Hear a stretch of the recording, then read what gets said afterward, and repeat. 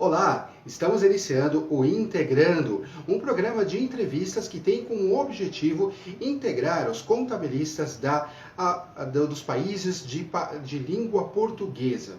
E iniciando esse nosso episódio, nós iremos conversar sobre governo digital. Todos os contabilistas nos países de língua portuguesa estão passando por um processo de transformação digital. E em maior nível ou menor nível, sempre utilizam sistemas de governo digital, ou seja, sistemas que permitem uma comunicação do contador com o governo, com o Estado. E como toda inovação, há sempre aí diversas oportunidades e dificuldades, riscos que precisam também ser compreendidos e trabalhados. Então, o que é esse governo digital? Dá uma olhada. O governo digital, ou em inglês e-government, é basicamente a automação de serviços públicos para o meio digital. No caso das empresas, sistemas para cumprir obrigações fiscais. No entanto, o governo digital é muito mais do que isso. O governo digital é um envolvimento íntimo e uma comunicação plena entre o cidadão e o Estado. Para que seja possível essa comunicação plena, 3 fatores são imprescindíveis. Foco nas pessoas. A tecnologia deve ser usada para melhorar a vida das pessoas de forma autêntica. Não se pode fazer tecnologia pela tecnologia e, com isso, criar uma realidade paralela e irreal. O governo digital deve ir ao encontro das pessoas. Confiança absoluta entre o cidadão e o Estado. Os dados devem circular livremente. O Estado não pode ter acesso a dados que os próprios cidadãos não têm, e o cidadão precisa ter o direito de gerenciar os seus dados junto ao Estado. Parceria. O governo digital precisa possibilitar parcerias íntimas entre o setor público com o setor privado e esses setores com a academia. Assim, o governo digital é pautado em 4 pilares: pessoas, processos, tecnologia e recursos. O país que mantém os melhores sistemas de e-government atualmente são os Estados Unidos, seguidos da Dinamarca, Singapura, Reino Unido e Estônia. Uma das dificuldades atuais é que os índices internacionais de qualidade de e-government, basicamente índices das Nações Unidas e da Universidade de Waseda, do Japão, consideram o relacionamento do cidadão com o Estado, mas não do Estado com o profissional liberal. A Comissão Europeia já despertou para a necessidade de pensar sistemas de e-government próprios para profissionais liberais, entre eles os contadores. Um dos princípios que são aplicados no e-government é o TOOP, the Once Only Principle, ou seja, o princípio de uma só entrada. Isso significa que no momento em que um dado já está em meio digital em algum lugar, não deve ser mais retransmitido. Isso permitirá em breve que o governo digital seja invisível, ou seja, não será necessário transmitir dados ao governo. O governo já irá captar dados através das atividades normais do dia a dia. Segundo o FMI, alguns países estão surpreendendo no desenvolvimento de sistemas de governo digital, como Bangladesh. Os países de língua portuguesa também têm enorme potencial para esse assunto e contadores precisam ficar atentos, porque podem auxiliar na criação de sistemas de governo digital de alta qualidade, tanto para uso próprio como para uso de outros contadores ou até auxiliar o governo criando GovTechs, empresas especializadas nesse assunto.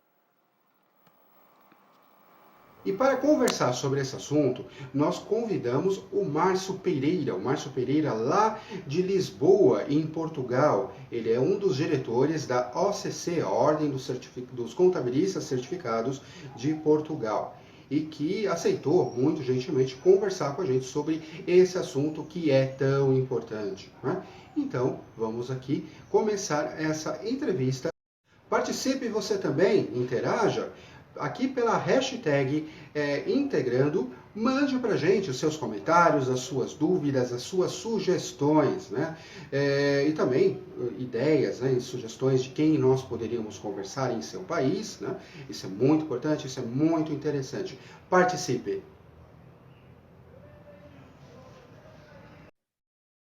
Márcio, olha, muito obrigado por vocês da Ordem dos Contabilistas de Certificados de Portugal terem aceito o nosso convite. Vamos lá para a nossa primeira pergunta aqui, né? Nós estamos em um momento de transformação digital. Transformação digital aí, em alguns países mais forte, em alguns países um pouco mais lento, mas todo o planeta está em forte transformação digital. E isso promete trazer aí profundas mudanças na profissão contábil. Há quem diga até, né, que a profissão contábil vai acabar, né? Então, a gente já viu aí também, conversando aí com vários expoentes, que não vai acabar, vai melhorar, né? Mas, nesse sentido, como é que você observa isso? Aquele contador tradicional, certamente, ele vai acabar mesmo, né?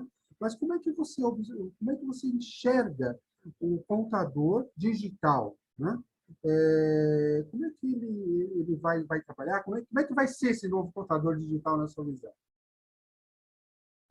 Olá, antes de mais, é com todo gosto que aqui estou convosco, cumprimentar muito especial a todos os contabilistas, contadores brasileiros. É para mim um gosto estar aqui e poder partilhar algumas das minhas experiências ou das nossas experiências aqui em Portugal. Uhum. Efetivamente, o contabilista do século XXI enfrenta aqui diversos desafios, porque realmente estamos num mundo em constante mudança. Eu diria até que estamos a atravessar ou a enfrentar desafios de 3 ordens. Numa primeira ordem, na ordem económica, da internacionalização da economia e da globalização da economia, cada vez mais, digamos assim, bem presente. Também numa outra que está cada vez mais crescente, a preocupação numa lógica de preocupação ambiental. E um terceiro nível, que é a revolução digital, que efetivamente nas últimas décadas tem vindo, de facto, a ser bastante sentida. Uhum. E nesse sentido, o contabilista tradicional, efetivamente, vai desaparecer. Aquele contabilista que simplesmente tem como função, no fundo, cumprir com determinadas obrigações de registro, mero registro de informações, ele efetivamente vai desaparecer, mas não vai desaparecer no sentido do contabilista deixar de ser necessário. Não, muito pelo contrário. Ele vai, no fundo, assumir um outro tipo de papel que, de facto, pode ser um papel diferenciador no contexto atual.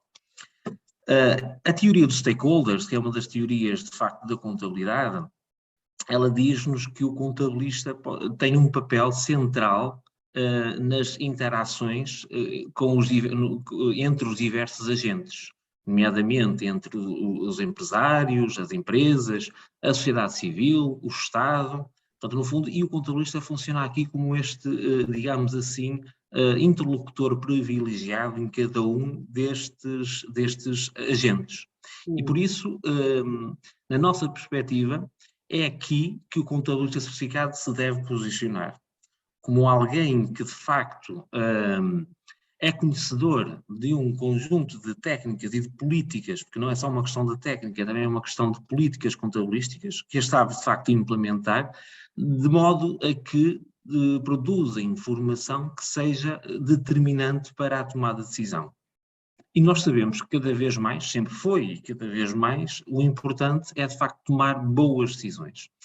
E também nós sabemos que para se tomar boas decisões, no fundo, quem tem essa obrigação no fundo, de tomar essas decisões, tem que estar na posse da melhor informação.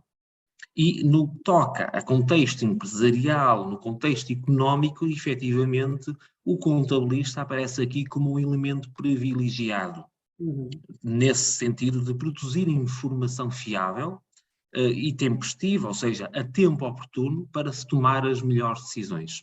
Isso, de facto, na nossa perspectiva, é algo diferenciador.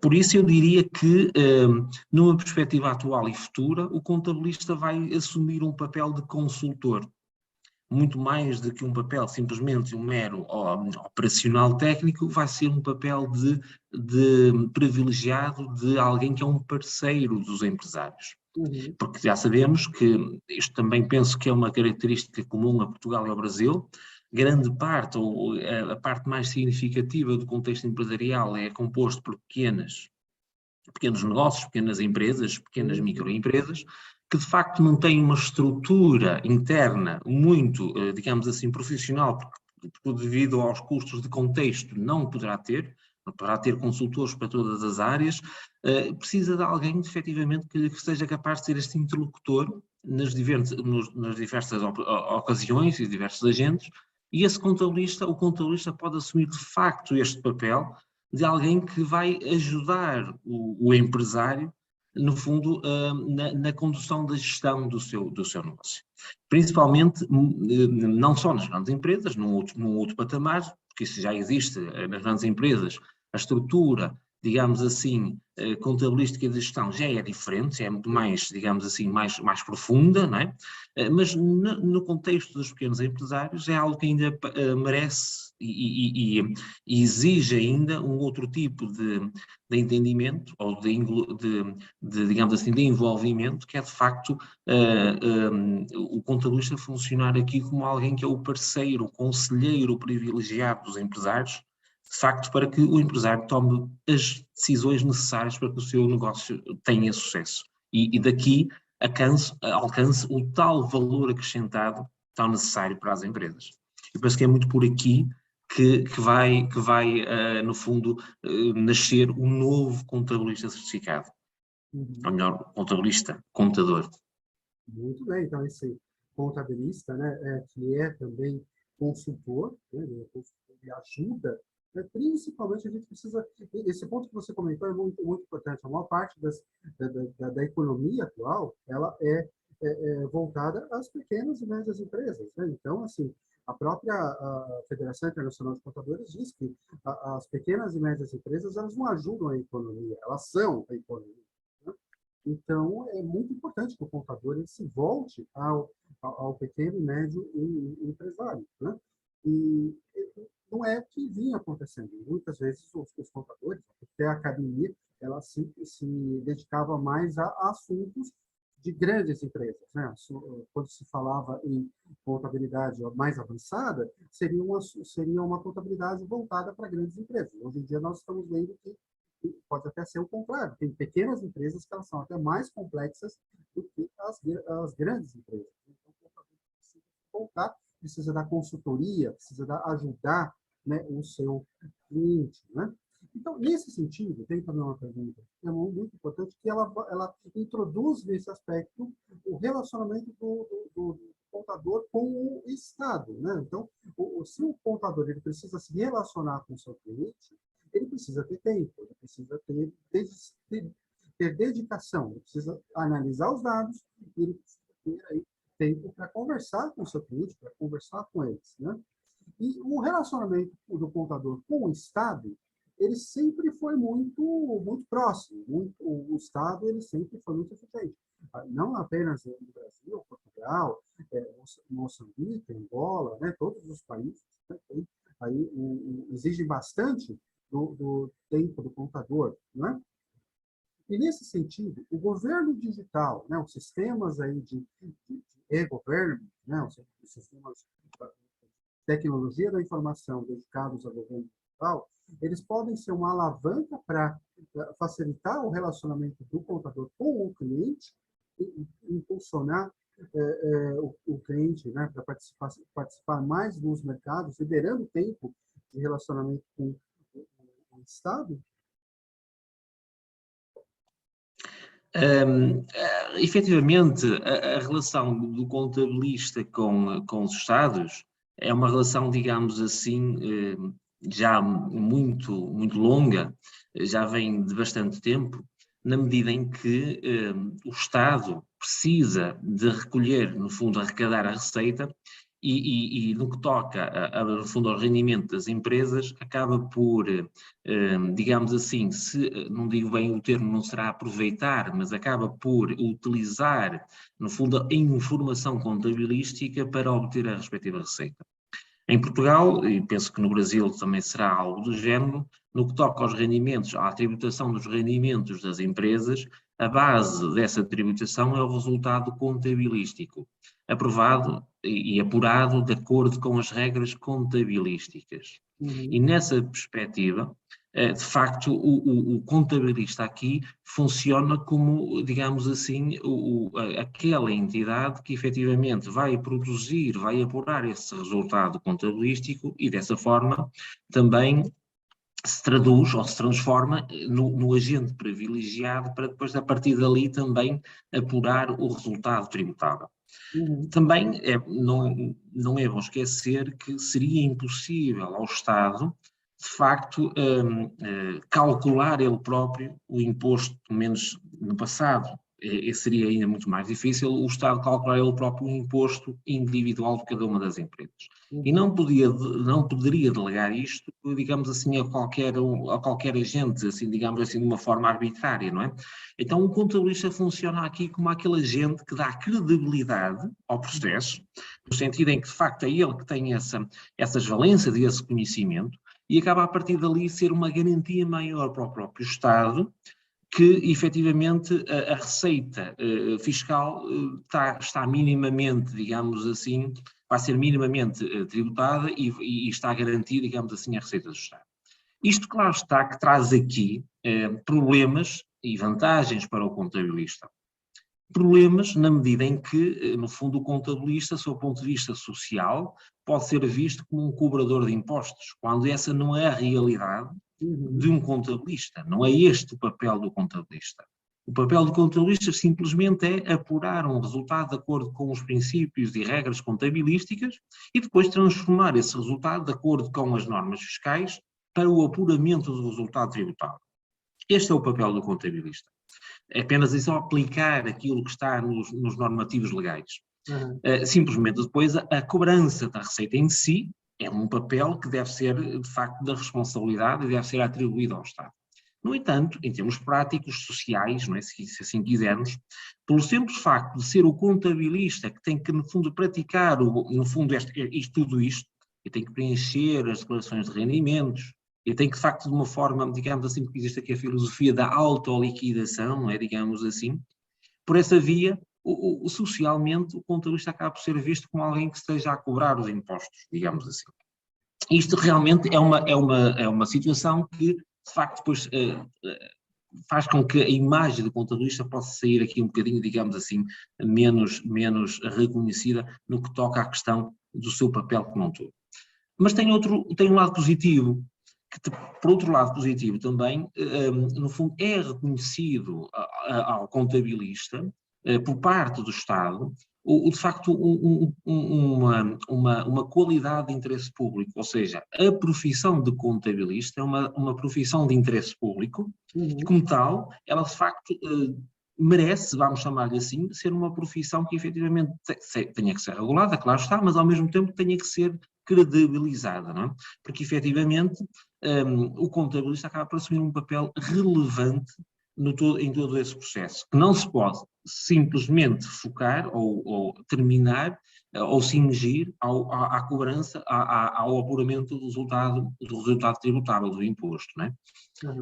O contabilista tem que ver este reconhecimento como uma profissão de interesse público, como uma vantagem, e saber, a partir daqui, obter, no fundo, esse reconhecimento e transformar para a sua atividade esse potencial. E aqui, efetivamente, o Estado tem funcionado como uma espécie de, digamos assim, de alavanca em algumas situações, na medida em que puxou para as competências do contabilista certificado determinado tipo de funções que são de responsabilidade única do contabilista. em que, de facto, é o contabilista que deve, no fundo, assumir aquelas funções.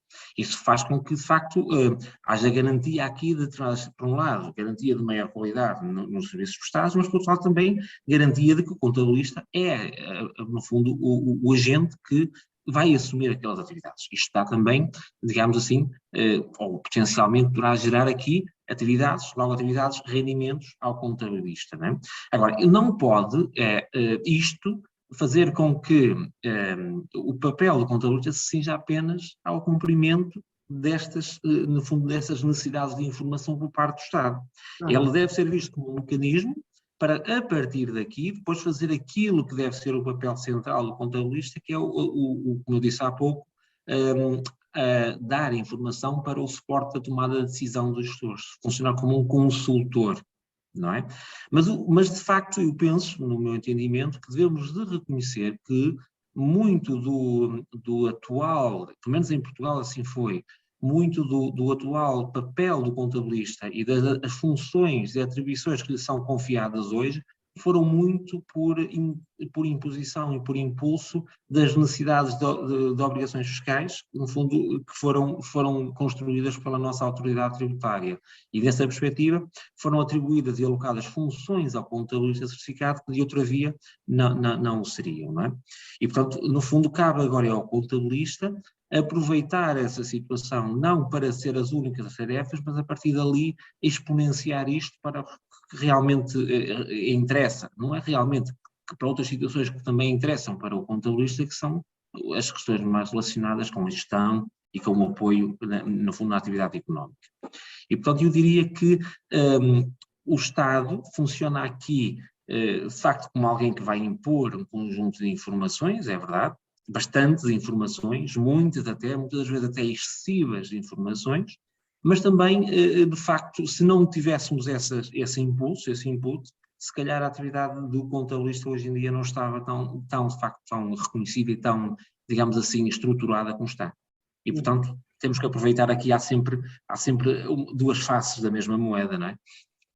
Portanto, eu diria que é isto. Não, é interessante essa sua visão, né? Ao mesmo tempo em que a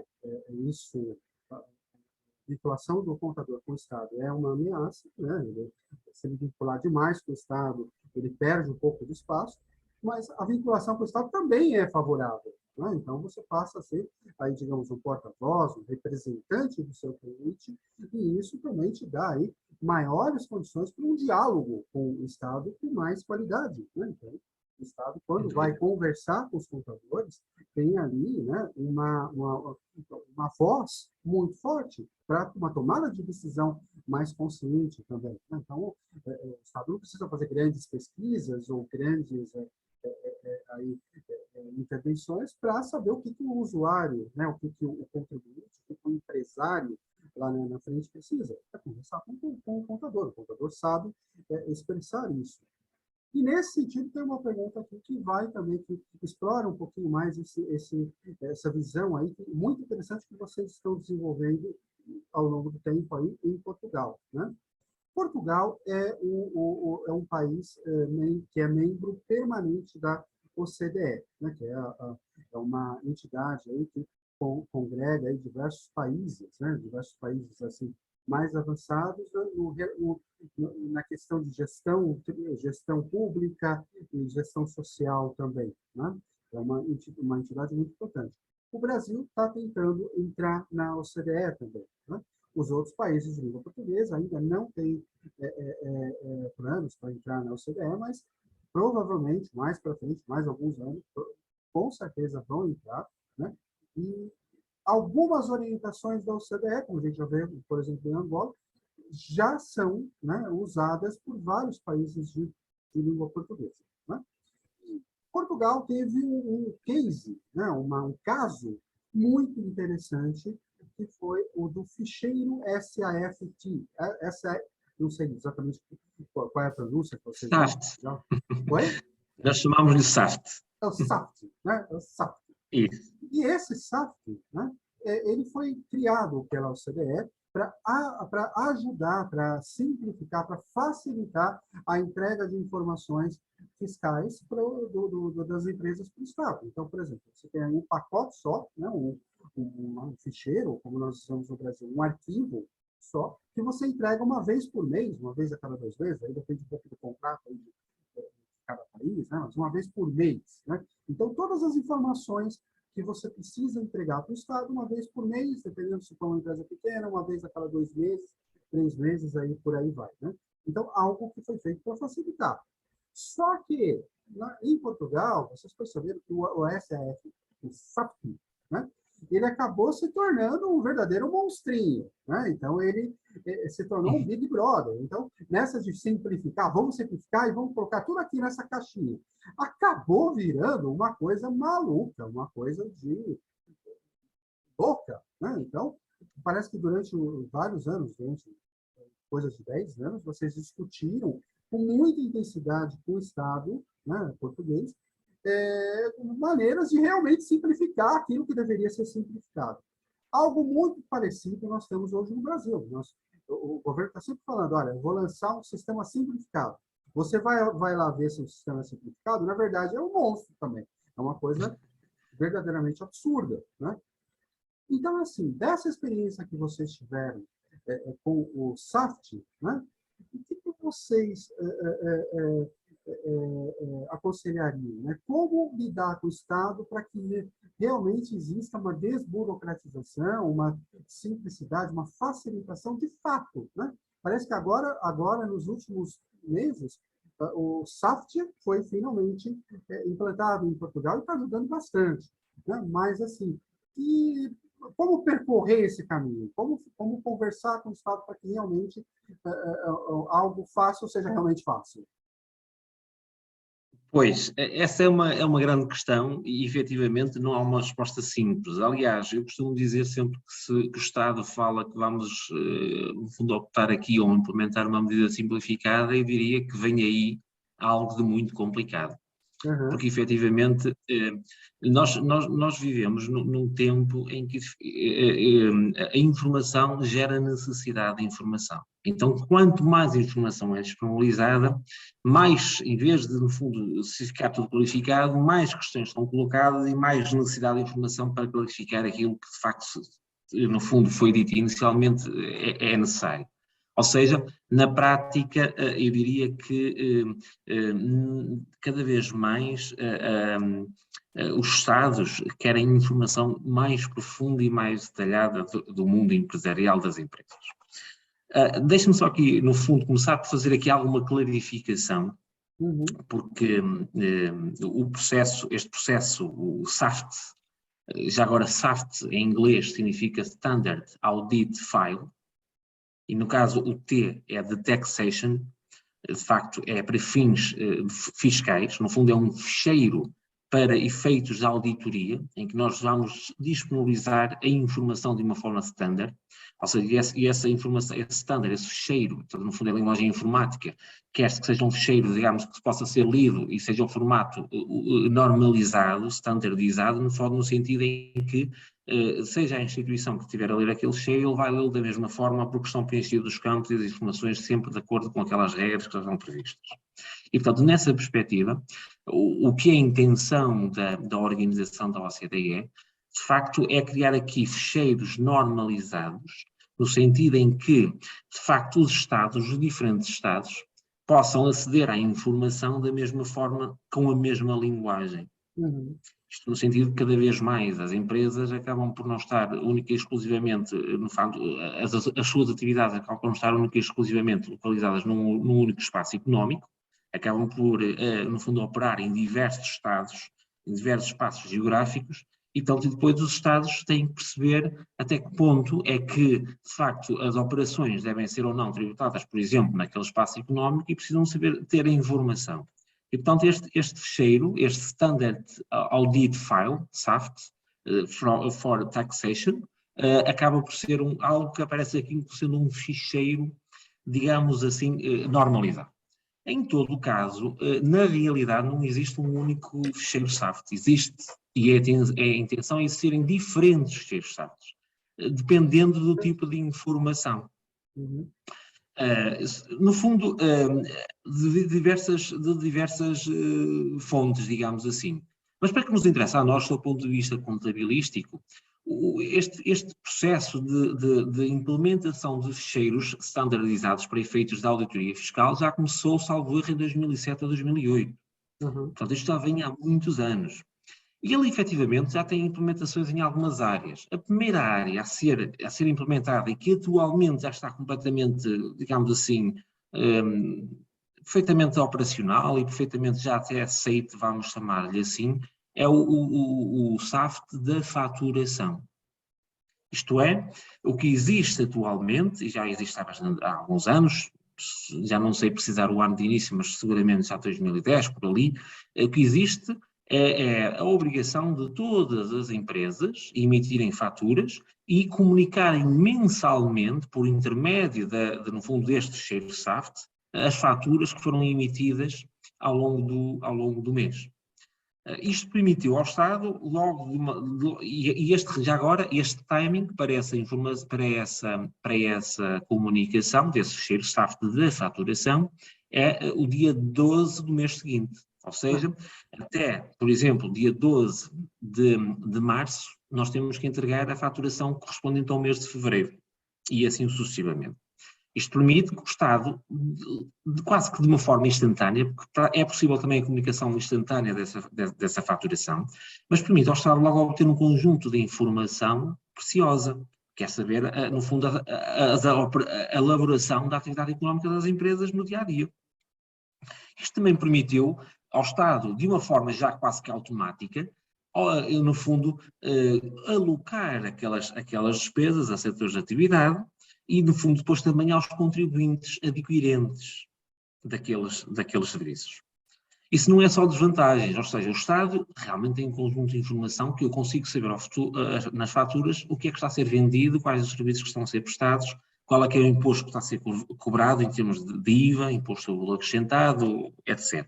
Mas também permite, por exemplo, aos compradores, aos adquirentes dos bens e desses serviços, também irem à plataforma da autoridade tributária, que é o chamado e-fatura, e também exportar esses dados para mais facilmente contabilizar na sua contabilidade as faturas recebidas dos seus fornecedores. Portanto, isto aqui, não é só desvantagens, também traz esta vantagem no sentido de nós, por intermédio, em vez de arranjarmos outros mecanismos de contabilização das faturas, utilizarmos exatamente estes ficheiros SAFT para a contabilização das faturas. Neste momento, por exemplo, é possível o ficheiro SAFT num contexto nacional. Agora, imagino o que é isto num contexto, digamos assim, nos países que são membros da OCDE, por exemplo, em que eu tenho, de facto, no fundo, operações com diversos países e eu rapidamente, por intermédio de um ficheiro SAFT, sei a faturação do meu fornecedor e rapidamente consigo contabilizar essas faturas na minha contabilidade. Imagino o tempo que nos poupa aqui nessa perspectiva. Portanto, nós temos que ver este processo não só como um processo em que efetivamente há um conjunto de informação que está no lado do Estado, mas também como um processo que efetivamente, de facto, possa ser utilizado também em nosso proveito. Já que existe essa linguagem informática standardizada, vamos aproveitá-la em nosso proveito e em nosso favor. Porque é isso que agora nós estamos a fazer cá em Portugal, de alguns anos para cá, no fundo, a ajudar, no fundo, enquanto ordem dos contabilistas, a ajudar os contabilistas, no fundo, neste processo, dando formação, no fundo, apoiando na procura de ferramentas, no sentido de ajudar, de facto, a que os contabilistas, ou melhor, as empresas e os contabilistas em concreto, utilizem este ficheiro para, de facto, utilizarem para a sua contabilidade, para contabilizar as faturas. Mas há um outro SAFT que foi, entretanto, que tem vindo, este sim tem sido mais polémico, que é o SAFT da contabilidade. É na mesma um ficheiro standard para fins da auditoria fiscal, mas mais relacionado com os dados da contabilidade. E que dados são estes? São todos os registros contabilísticos.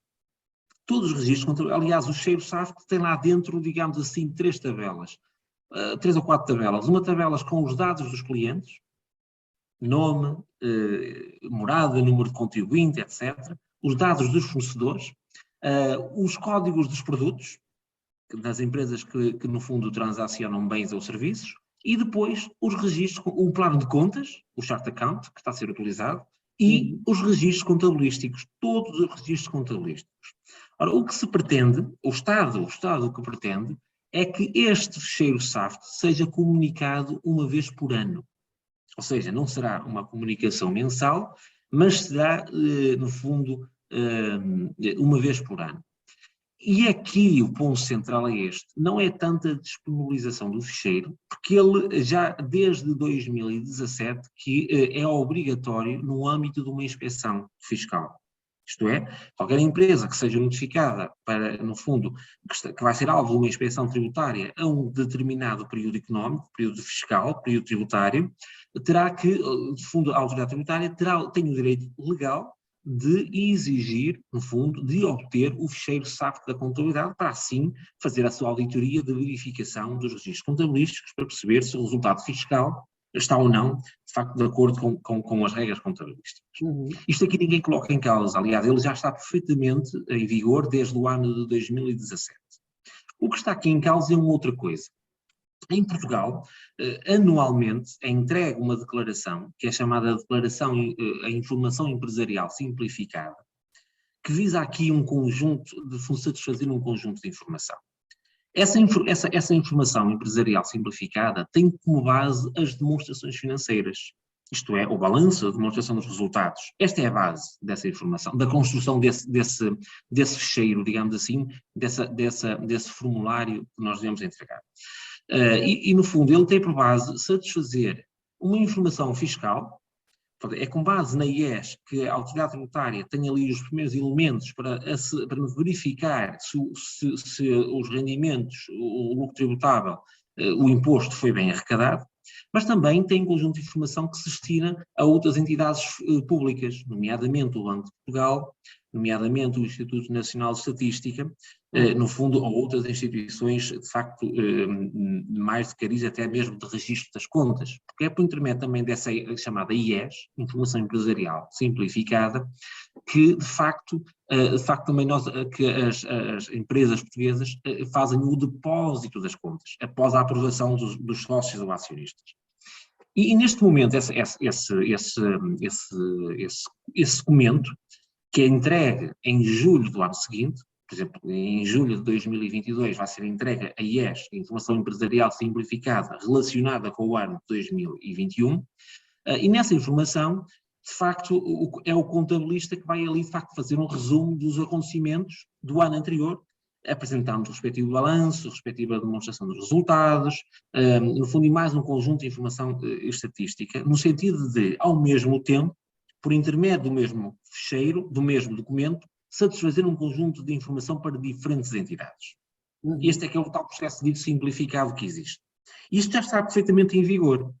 O que se pretende agora, o que o Estado pretende agora, é que esse documento não seja preenchido pelo contabilista de uma forma direta, mas que esse documento seja preenchido tendo por base o ficheiro SAFT da contabilidade.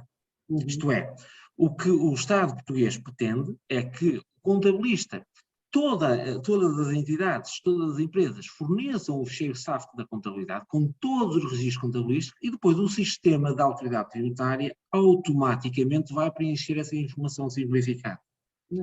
Isto aqui, de facto, é que no nosso entendimento, de facto, vai para além daquilo que seria a questão, no fundo, vai para além daquilo que seria o razoável, digamos assim, naquilo que toca à partilha da informação e até mesmo à responsabilidade de cada um, não é? Porque estamos a colocar, digamos assim, numa máquina, vamos chamar-lhe assim, digamos assim, a construção de uma informação com base em alguns pressupostos que podem até ir contra aquilo que são os princípios contabilísticos, por exemplo, que está a impor aqui, se calhar, algumas coisas que, de facto, efetivamente, no nosso entendimento, não é o mais correto. Isso aqui é aqui que depois nasce o tal termo de Big Brother fiscal, que é no sentido de, por intermédio da disponibilização do ficheiro SAFT, generalizado, sem ser no âmbito de uma inspeção tributária que tenha um enquadramento legal e jurídico próprio, a autoridade tributária tomar acesso a um conjunto de informação, muito para além daquela que necessita, dados pessoais de clientes, dados pessoais de fornecedores, negócios. Inclusive, hoje em dia as empresas têm registrados orçamentos e um conjunto de informações, até mesmo confidenciais, podemos dizer, que poderão estar ali assim expostas, não é? E de facto, cada vez mais, até, digamos assim, a estar ao risco de algum tipo de ataque, até mesmo, sei lá, até ataques cibernáuticos, como estão a acontecer atualmente, e essa informação ser exposta, ou até mesmo utilizar a próprio Estado, utilizar essa informação de forma indevida, sendo informação privilegiada, para depois, a partir dali, tomar ações de uma forma que nós consideramos abusiva. E é isto que está a ser discutido. No nosso entendimento, para efeitos, por exemplo, de tal preenchimento desta declaração IES, não era necessária a informação toda. Bastava, por exemplo, um simples balancete, onde nós estão lá dados, no fundo, conta a conta, os saldos relativos à natureza, e depois mais algum conjunto de informações adicionais que fossem pedidas que o contabilista iria lá preencher. No nosso entendimento, era assim que devia ser feita esta informação, este preenchimento da IES. E é isto realmente está na base da discussão que tem vindo a ocorrer desde 2017 e que sistematicamente, ano após ano, até porque, por exemplo, em Portugal o Estado ainda não está preparado tecnologicamente, está muito evoluído tecnologicamente, no entanto, para este efeito ainda não está preparado, no fundo, para absorver tanta informação. E pronto, no fundo é isto que está em discussão, digamos assim, aqui em Portugal. Nossa, então assim, né? Na verdade, o ritmo normal do computador, até a entrada desses SAFT, né, era enviar, né, obrigações fiscais para o Estado. Então, ele ia lá no formulário, preenchia, né, um papel, ou mesmo um formulário já informatizado, ou já automatizado via computador, ele preenchia os dados, como se fosse um preenchimento de uma pesquisa, né, uma pesquisa aí para universitária, por exemplo, para fazer uma pesquisa científica. Né? Então, o computador ia lá e ia preencher. Agora, né, o que acaba acontecendo? Ao invés do computador só mandar dados, ele também passa a receber dados do Estado. E ele pode agilizar o trabalho dele a partir dos dados que estão nos sistemas públicos. Né? Então, assim, uma das grandes dificuldades do computador, que era a agilidade no contato com o cliente, né? Muitas vezes ele não conseguia acesso ao cliente, não conseguia acesso às faturas e por aí mais, ele já elimina. Então, ele já tem essa informação automaticamente via o sistema governamental. Então, ele passa a acontecer o contrário, ele recebe as informações. E, a partir daí, o contador ele precisa se preocupar com a elaboração da própria contabilidade. Né? Então, se ele faz uma contabilidade com qualidade, ele também estará realizando as obrigações fiscais com qualidade também. Né? Se ele não faz uma contabilidade com qualidade, aí isso aí terá alguns problemas. Né? Mas, assim, como você comentou, né? E aí eu faço essa pergunta, uma pergunta com base nisso, né? A grande dificuldade é justamente, né, a comunicação com o Estado. Então, assim, o contador ele tem normas próprias da contabilidade. E, às vezes, essas normas próprias da contabilidade, elas não batem com uma tecnologia da informação, por exemplo. Né? Então, você precisa ali, por exemplo, fazer uma análise, fazer depreciação, por exemplo, você precisa aí fazer uma análise que não é uma análise padronizada, né? Não é algo que você pode colocar lá no sistema, na programação, nos códigos de um sistema de computador e falar, olha, é assim, preto no branco. Não, existe uma riqueza muito maior nesse sentido, né? Então, muitas vezes a gente está percebendo esse conflito, né, entre o que é da tecnologia da informação, que é uma coisa mais lógica, né, e mais padronizada, e a riqueza da contabilidade. Às vezes você não consegue traduzir ali, né, no sistema do sistema SAFT, no sistema do governo, o que realmente está se passando naquele patrimônio. Né? Você não consegue colocar ali as normas internacionais de contabilidade. Então, o governo tem que abrir ajustes, né? Então ele tem que confiar mais no trabalho do contador nesse sentido, né? Não é simplesmente ir ali montando coisas padronizadas, né? Então, nesse sentido, como é que está atualmente o relacionamento aí de vocês em Portugal com o Estado? O Estado está entendendo esse lado do contador, né? Que ele tem que também atender a normas internacionais de contabilidade, né? Como é que está sendo isso? E como é que está sendo o relacionamento com o pessoal da tecnologia da informação que tem essa visão mais padronizada? Pois, é sempre um relacionamento muito difícil, muito complexo. Estamos a falar de interesses diferentes, não é? E, portanto, torna-se muito difícil, muitas das vezes, conciliar tudo isto. Em todo o caso, eu diria que, na realidade portuguesa, as coisas têm funcionado relativamente bem. Isto é, de facto, do seu ponto de vista aqui da realidade portuguesa, como eu disse há pouco, por exemplo, na perspectiva do Estado, o ponto de partida para o apuramento do resultado fiscal é o resultado contabilístico. E os próprios normas fiscais têm lá bem claro, no fundo, sem causar margem para dúvidas, que efetivamente o ponto de partida para o resultado tributável é o resultado contabilístico apurado de acordo com as regras contabilísticas, com as normas contabilísticas. As normas contabilísticas que são praticadas em Portugal são as normas que advêm das normas internacionais de contabilidade. Aliás, desde o ano 2010 foi implementado em Portugal um novo sistema de contabilístico, que é o sistema de normalização contabilístico, que tem por base as normas internacionais de contabilidade. Então, por essa via, por esta perspectiva, efetivamente, existem garantias de que, de facto, a intenção, mesmo da própria autoridade tributária, é que realmente as entidades adotem as regras contabilísticas.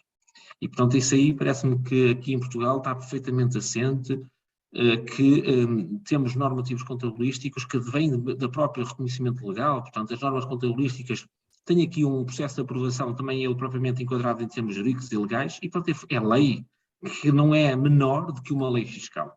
Isto às vezes é muito importante, no fundo, termos esta noção. Claro está que o Estado tem que, para ter receita, tem que, no fundo, estabelecer balizas, no fundo, limites, não é? Isso aí faz parte da realidade. E, portanto, por exemplo, no que toca a ativos fixos tangíveis, por exemplo, que são utilizados por muitos períodos, ou diferentes períodos, a definição de vidas úteis, do ponto de vista contabilístico, não há propriamente um limite fixado, é atendendo à vida útil esperada para a utilização daquele ativo. Em termos fiscais, o Estado sentiu a necessidade de estabelecer ali limites mínimos e limites máximos. Isto é normal, faz parte. No fundo, é perfeitamente plausível e necessário que assim seja, para que depois o Estado possa, de facto, ter no fundo, a necessidade de, no fundo, garantir a sua receita mínima. Cabe depois ao contabilista usar aqui as suas ferramentas, que é, no fundo, temos o papel, temos as regras contabilísticas que devem ser, no fundo, cumpridas, e depois deve ser transposto para o resultado fiscal essa mesma diferença de política contabilística. E nós aqui em Portugal temos, para esse efeito, quando estamos a apurar o resultado tributável, temos um quadro que faz essa fronteira, que faz essa transformação do resultado contabilístico no resultado fiscal, que é o quadro 07 da modelo 22, que o contabilista em Portugal conhece muito bem este quadro, que é, no fundo, partir do resultado contabilístico, que foi apurado de acordo com as regras contabilísticas, e transformar em resultado tributável, onde nós vamos fazer os ajustamentos nas regras que, de facto, que em termos fiscais são diferentes das contabilísticas, e ali chegar ao resultado fiscal. Ao longo dos tempos, é natural que no passado, e ainda hoje, também dependendo depois da dimensão da empresa e da realidade das empresas, é muito a tentação de olhar-se mais para as regras fiscais em detrimento das regras contabilísticas existe. Até porque uma questão do contabilista, quando está a fazer a informação, no fundo também tem que olhar ali a questão do fator tempo e também do fator, digamos assim, de benefício que retira da informação que está ali a produzir, não é? E, portanto, nessa perspectiva, de facto, o contabilista muitas vezes pode ser tentado a esquecer um bocadinho ou deixar de lado a regra contabilística e aplicar só a regra fiscal para depois não ter este trabalho de fazer esta transformação do contabilista fiscal. Mas a esse respeito, de facto, o contabilista, e aí se calhar, eu diria aqui, acrescento já que eventualmente a própria pandemia ajudou um bocadinho, e aqui na Europa, não só, ou no contexto da União Europeia, não só pela pandemia, mas na questão também das empresas poderem e terem a necessidade de apresentar as remunerações financeiras para outros fins que não o Estado, por exemplo, a fins de obtenção de subsídios, de investimentos, de apoios públicos, até no âmbito da União Europeia, até no âmbito de necessidades de financiamento mais favorável, com taxas de juros mais bonificadas, em que, nesse âmbito, tem que apresentar uma demonstração financeira robusta, um capital próprio, uma capacidade de autonomia financeira, no fundo, que tenha que preencher determinados parâmetros. E essas validações também são feitas de acordo com a informação contabilística. Ou seja, no fundo, essas entidades, o setor bancário, as instituições públicas que de facto são responsáveis pela gestão de apoios públicos, de apoios de fundo de investimento ou subsídios da União Europeia, também se socorrem da informação financeira para de facto validar se de facto aquela entidade está em condições ou não de poder de facto lhe ser atribuído um determinado apoio. Ou seja, então aqui entramos naquela questão da balança, o contabilista e o empresário começa a ter aquela necessidade, ok, eu tenho que olhar às regras contabilísticas porque eu não posso olhar só para o Estado. Tenho que olhar a outro conjunto de informações e outras necessidades que eu vou precisar quando for um banco, quando for de facto obter aqui um pacote de apoios que de facto no âmbito europeu possa me ser vantajoso e que possa ser necessário para a minha atividade. E nessa perspectiva, de facto, as regras contabilísticas assumem aqui o tal papel, de facto, que não é única, no fundo não é secundário e acaba por ser implementado. Não é? É um processo, digamos assim, não é um processo instantâneo, tem sido ao longo dos tempos, tem vindo a ganhar o seu espaço, a contabilidade. Claro está, com o processo de internacionalização da contabilidade, deu um impulso maior, ajudou, desde 2010, também houve aqui um input nesse sentido, e portanto, nessa perspectiva, eu diria que, de facto, a demonstração financeira, no fundo, por essa via está garantido o sucesso, digamos assim, da implementação de políticas contabilísticas.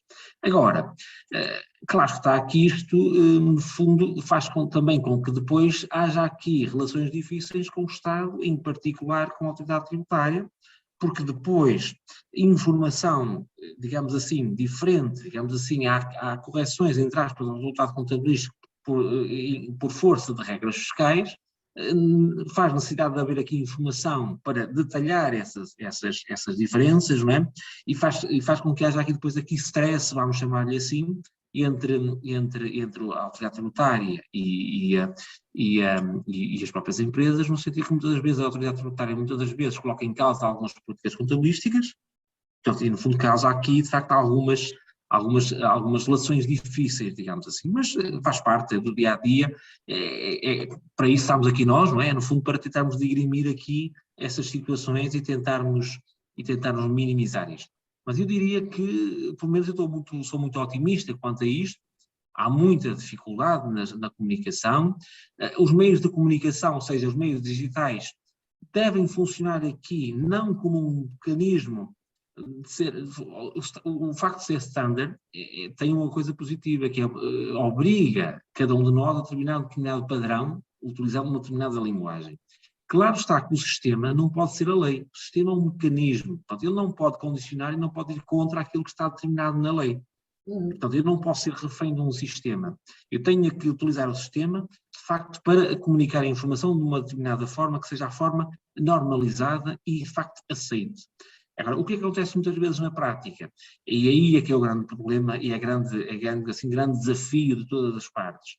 É que o facto do sistema, qualquer motivo informático, não poder funcionar de uma determinada forma, porque se calhar em termos de parametrização é muito complexo, não faz com que de facto se obrigue o contribuinte, por exemplo, a agir de determinada maneira contra a lei. Isso não pode acontecer.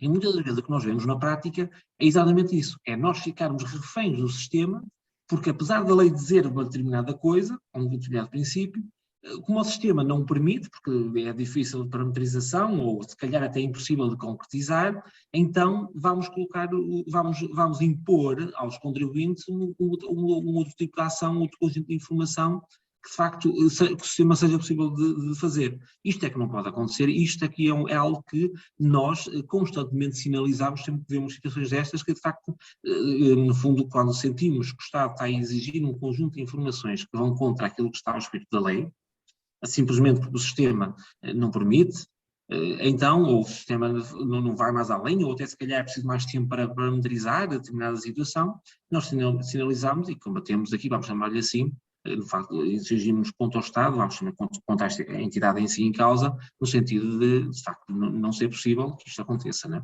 Uhum. É um bocadinho isto, não é? Ou seja, hoje em dia, esse é um dos grandes perigos, na minha opinião, da digitalização, é de facto nós sermos reféns de um sistema. Uhum. E colocar em causa depois muitos dos princípios que estão na base de tudo isto, não é? Mas isso é válido para isto, da contabilidade, como é válido para qualquer outra coisa.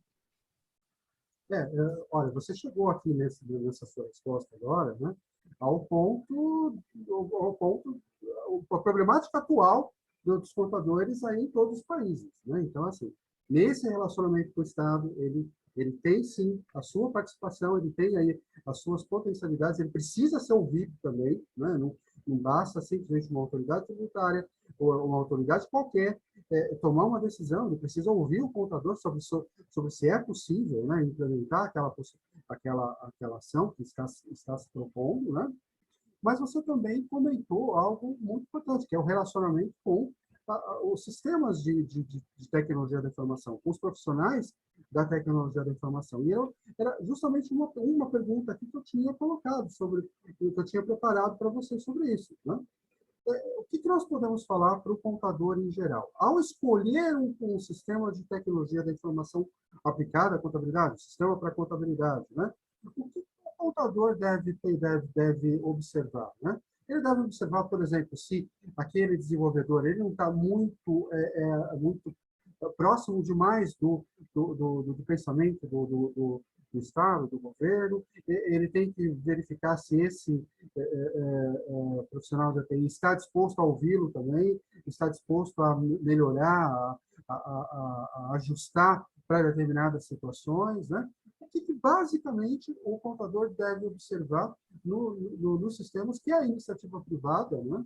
E, às vezes também, parece que em Portugal, nos países da Europa, isso já é mais presente, né? Você tem desenvolvedores de sistemas de governo digital do planeta inteiro, né? Você tem desenvolvedores aí da Índia, você tem desenvolvedores aí de Bangladesh, né? Que é um grande exportador de sistemas de governo digital. Então, assim, o que a gente tem que ver nesses desenvolvedores, né? Aqui no Brasil, de uma certa forma, o que a gente vê é o seguinte, né? Tem desenvolvedores que olham muito para o lado do contador, eles estão muito próximos dos contadores. Agora, tem também os que estão mais ligados à legislação. Eles estão, assim que surge alguma nova legislação, os profissionais de tecnologia da informação já vão lá, já ajustam tudo mais, mas não necessariamente conversam com os contadores. Então, assim, como é que a gente pode... Que orientação que a gente pode dar para o contador em geral dos países de língua portuguesa sobre como escolher, como se relacionar com os produtos de tecnologia da informação da iniciativa privada para governo digital? Isso realmente é uma questão muito importante e, de facto, há um conjunto de fatores muito diversificados que devem estar na base para a escolha de um software. Uhum. E nós temos que distinguir e colocar aqui diferentes níveis, não é? Porque nós sabemos que existem contextos muito diferenciados. Se nós estivermos a falar num contexto empresarial e que o contabilista está integrado numa empresa, digamos assim, operacional, eu diria que a escolha desse software house tem que atender a um conjunto de informação muito diversificado e não só simplesmente a contabilidade, digamos assim, pura e dura. Os chamados ERPs, não é? Em que, de facto, ele depois faça ali a ligação, digamos assim, entre os diversos setores e departamentos da entidade, nas suas mais diferentes realidades, vendas, compras, gestão de estoques, gestão de recursos humanos, tudo isso, não é? Então, nessa perspectiva, é algo muito mais abrangente, muito mais alargado. Claro está que as empresas, ao escolher o software house, têm que atender exatamente às características dos próprios software houses, mas também à sua realidade. E, portanto, como se tudo, há sistemas para diferentes preços, não é? E temos que atender ao preço também, de facto, em que a entidade, de facto, pode ou não pode pagar.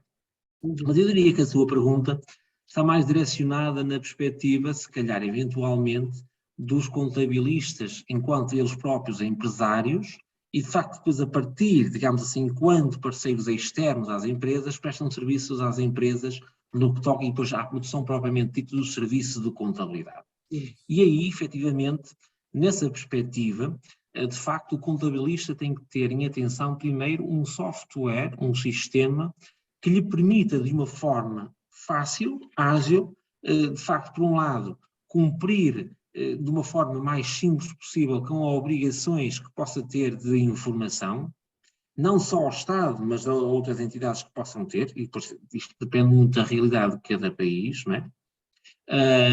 E depois, ao mesmo tempo, também que lhe permita, de facto, ter a flexibilidade de ter ligação com os softwares, e diria eu, dos seus clientes, no sentido de ir buscar, por exemplo, a informação dos clientes para depois introduzir na contabilidade. E aí, por exemplo, voltando àquilo que já disse há pouco, de facto, por exemplo, o facto de existir ficheiros para efeitos de auditoria tributária standardizados, os SAFTs, pode de facto ajudar nesse sentido, porque, por exemplo, o SAFT da faturação, esse SAFT da faturação é uma obrigação que tem que estar implícita no software que vai emitir a fatura, ou seja, a empresa, no seu dia-a-dia, no sistema, no software que usa para a emissão da fatura, é esse o software que tem que produzir o ficheiro SAFT da faturação.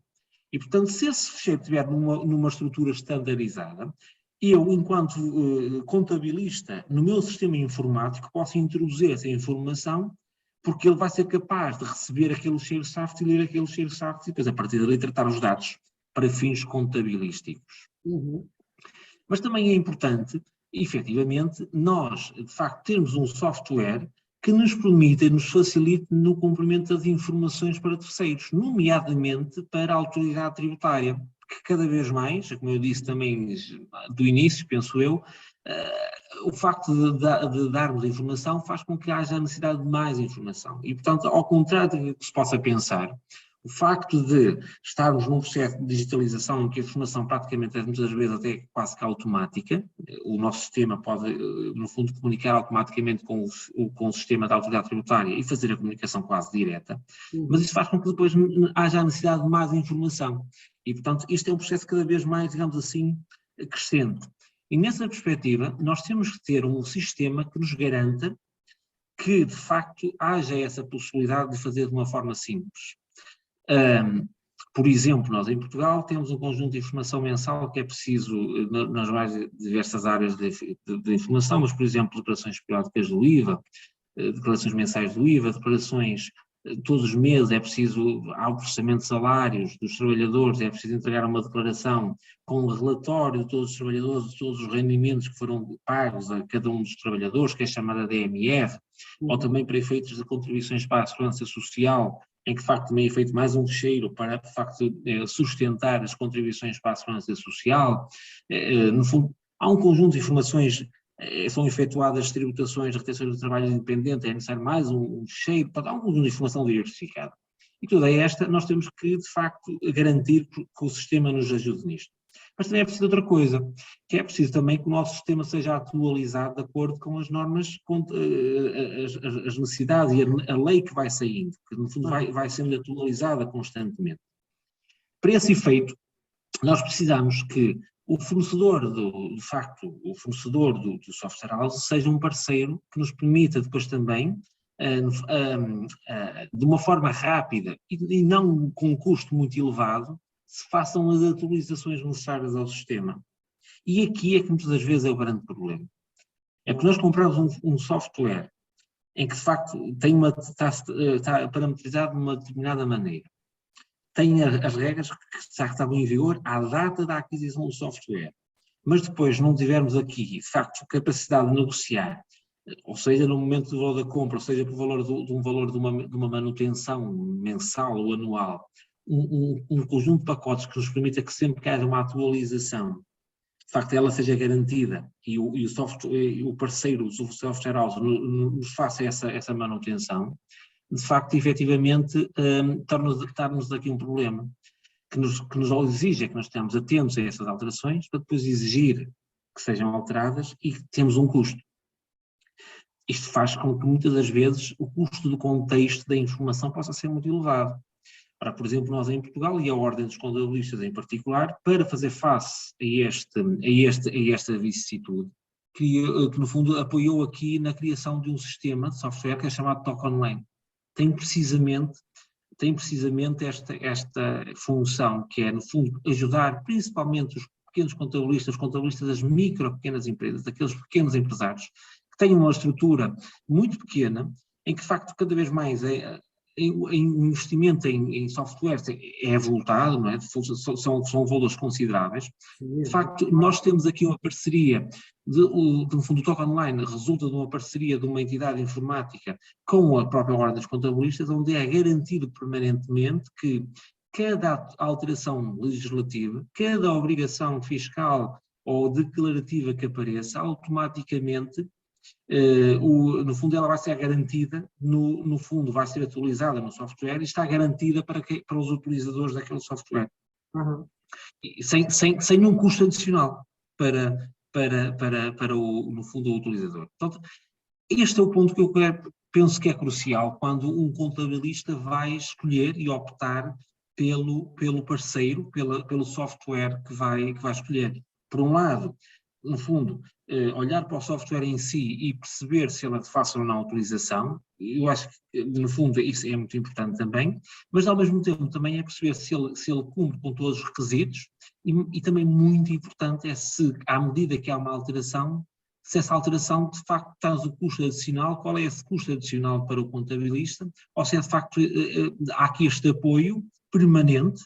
Porque, no fundo, quando compramos um software house, ou no fundo, quando começamos a utilizar um software house, ele não deve ser visto como uma compra e terminou. A partir dali, nasce uma relação de parceria entre o contabilista e aquela entidade, aquele software house, que deve ser uma parceria que deve ser alimentada e contínua, não é? E, portanto, o contabilista, quando está a fazer as coisas desse software house, tem que perceber se depois, ao longo do tempo, vai ter custos associados com esta atualização e, se de facto está garantida à partida o apoio do fornecedor do software house para as atualizações que vão ser necessárias ao longo do tempo. Muitas delas até imprevisíveis, porque, como sabemos, estas coisas muitas delas aparecem assim, de uma forma imprevisível. E penso que é por aqui que, de facto, são os elementos centrais na escolha de um software. Perfeito. Olha, nós infelizmente chegamos no final aqui da nossa entrevista, aqui no Integrando, né, aqui para todos os países para todos os contadores de países de língua portuguesa, né?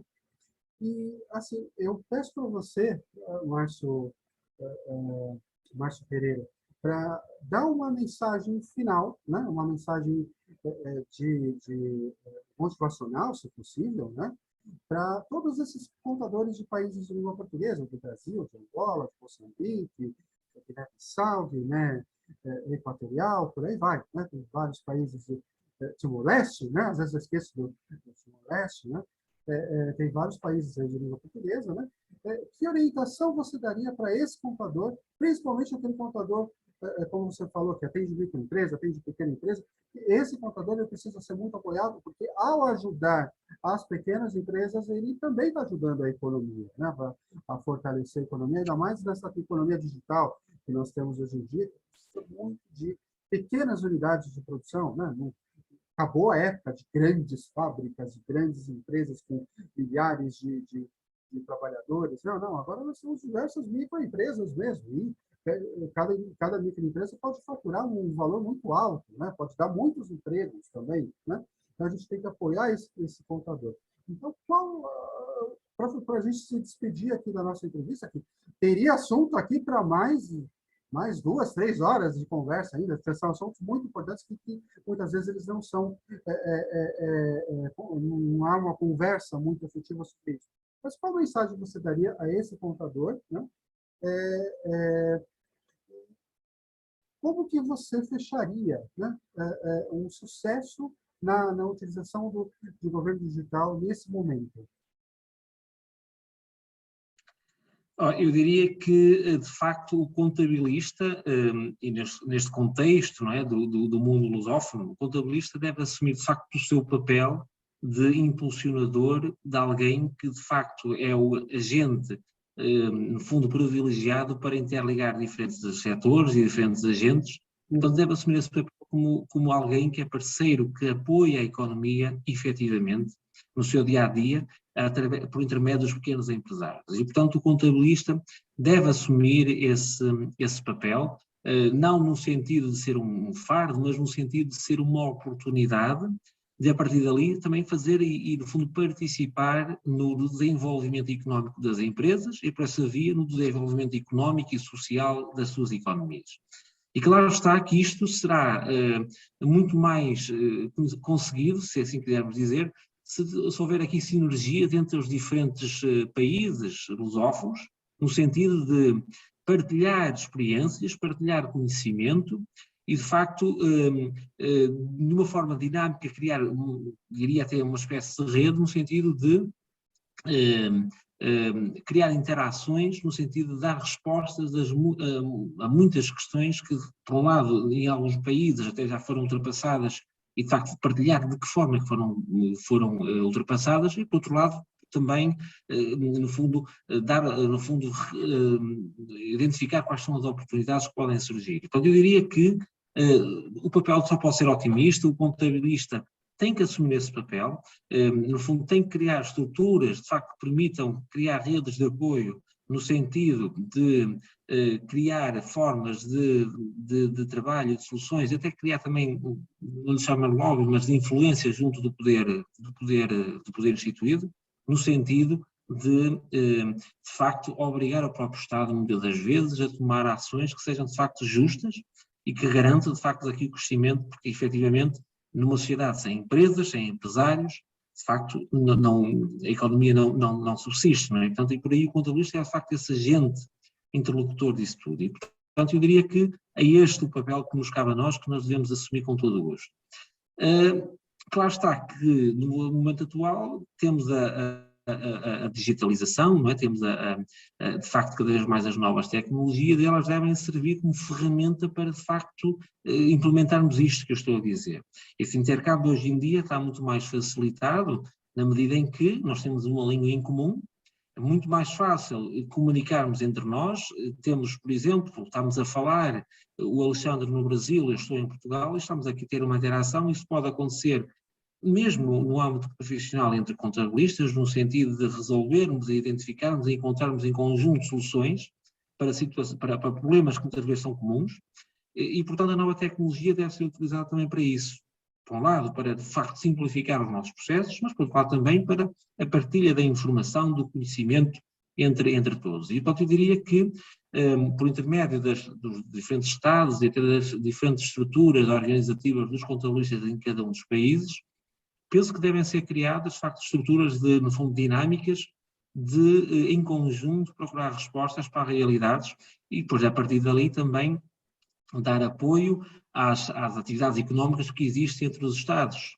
É muito comum haverem, no fundo, atividades económicas entre Portugal e o Brasil, entre Portugal e os países africanos, entre o Brasil e os países africanos, e nessa perspectiva, as próprias empresas, muitas das vezes, de facto, necessitam, porque vão operar no Brasil, uma empresa portuguesa que vai operar no Brasil e precisa de informação relacionada com um conjunto de obrigações que possa ter que cumprir no Brasil, e de facto tem que socorrer a contabilistas brasileiros, se calhar porque não por intermédio de contabilistas portugueses, chegar à fala com contabilistas brasileiros, e a partir dali saber e criar ali uma parceria no sentido de, no fundo, cumprir com tudo isto nos dois países, e o contrário também será verdadeiro, não é?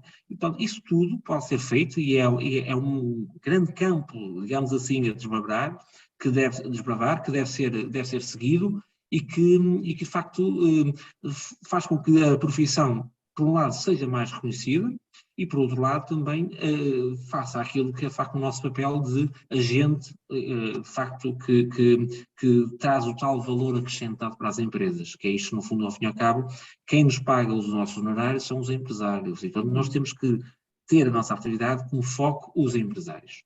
E, portanto, eu penso que o nosso papel, se temos empresas que se querem internacionalizar, é dar esse apoio.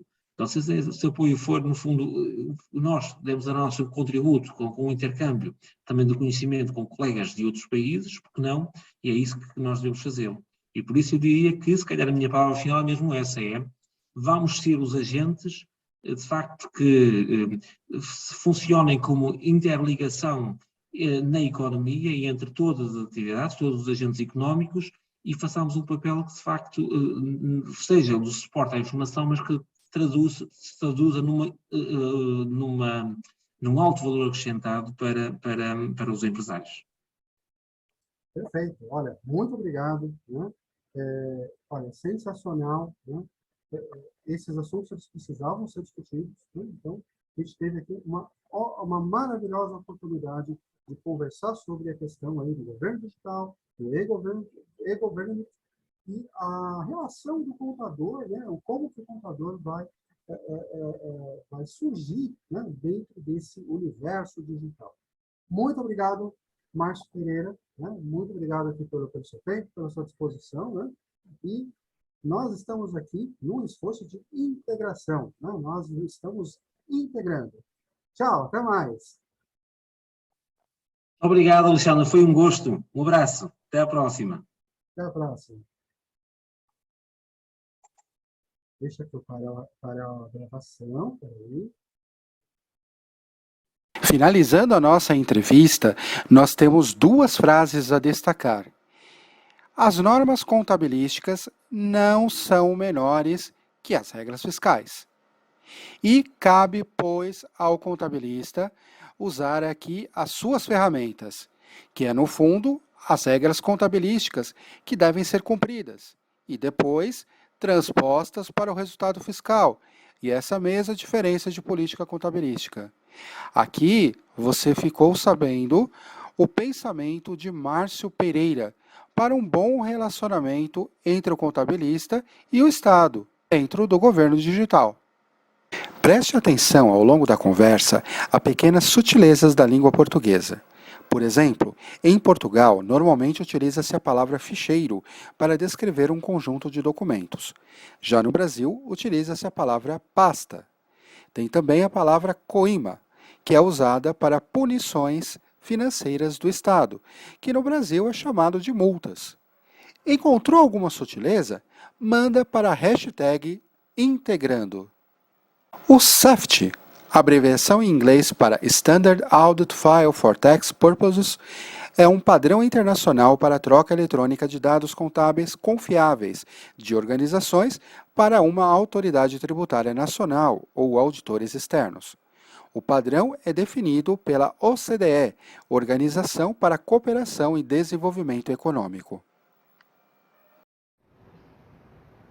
Mande para a gente também, pela hashtag integrando, as suas impressões, as suas comentários, né, o que você está achando sobre esse assunto, e mande também ideias, sugestões, né, mande também aí críticas, né, eventuais críticas que você tenha, e principalmente ideias, sugestões, com quem nós poderíamos conversar, né, mande fotos também, fotos aí para a gente mostrar onde você mora, o que você faz, né, é muito interessante isso.